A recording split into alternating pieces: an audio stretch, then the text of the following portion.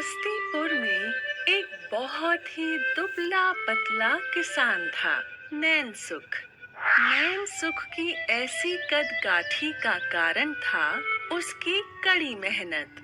नैनसुख के खेत पथरीले थे।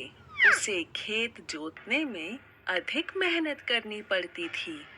नैनसुख के कोई बच्चे नहीं थे और नैनसुख की पत्नी हमेशा कुछ ना कुछ मांगा ही करती थी। पता है, जीजू ने मेरी जीजी को कितनी महंगी बनारसी साड़ी दी है। और एक आप हो जो अगर मैं एक सस्ती साड़ी भी मांगूं तो लाने में 2-3 महीने लगा देते हो।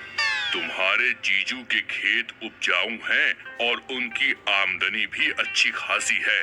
तुम तो हमारे खेतों की हालत जानती ही हो। इतनी मेहनत करके भी बहुत कम उपजता है। अब तुम ही बताओ मैं क्या करूं? बेच दीजिए ये खेत, हम कोई और खेत खरीद लेंगे। नहीं, बिल्कुल नहीं। ये मेरे पुश्तैनी खेत हैं। मैं इन्हें बिल्कुल नहीं बेचूंगा। ठीक है, फिर ऐसे ही पछताते रहिए। इस रात नैनसुख तनाव में ढंग से सो नहीं पाया, लेकिन जब उसे नींद आई तो उसके सपने में उसके बाबूजी आए। बाबूजी, आप?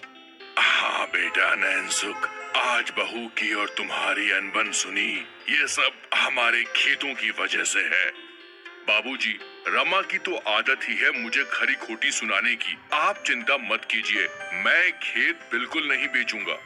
तुमसे यही उम्मीद थी मुझे, और इसलिए अब तुम्हारी मदद करने के लिए मैं तुम्हारे हल में अपना जादू डाल रहा हूँ। खुश रहो। ऐसा बोल नैनसुख के बाबूजी गायब हो गए और रात के समय में हल चमकने लगा।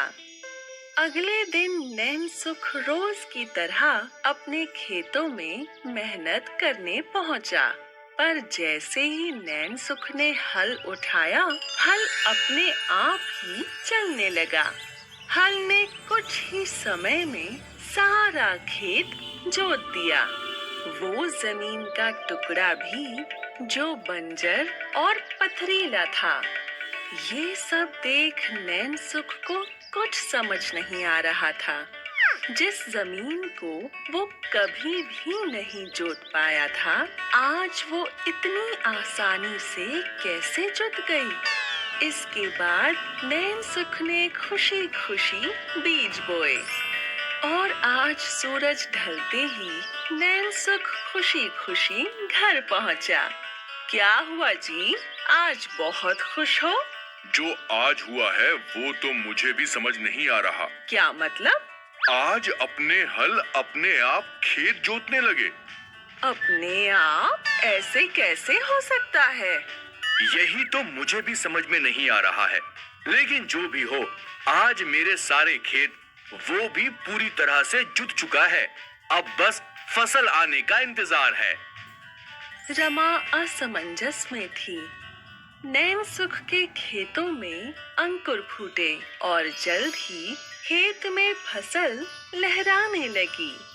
कुछ दिन बाद नैनसुख रमा को अपने खेत ले गया और खेत देखकर, हाय दैया, ये जमीन तो बंजर थी ना? थी, लेकिन अब नहीं है। लेकिन अब तक इसका कारण मुझे समझ में ही नहीं आया। इसके बाद दोनों घर पहुँचे और दीवार पर लगी हुई अपने बाबूजी की तस्वीर देखकर नैनसुख को वो सपना याद आ गया। रामा, ये सब बाबूजी का आशीर्वाद है।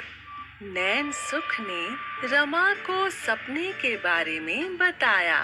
हे राम, ससुर जी, आपका धन्यवाद। आपकी वजह से आज हम पहले से ज्यादा खुश हैं और मुझे माफ कर दीजिए कि मैंने इन्हें आपकी जमीन बेचने के लिए कहा। अब मैं कभी भी ऐसा नहीं बोलूंगी। शुक्रिया ससुर जी। नैनसुख ने भी अपने बाबूजी का शुक्रिया अदा किया और वो दोनों हमेशा खुश रहे।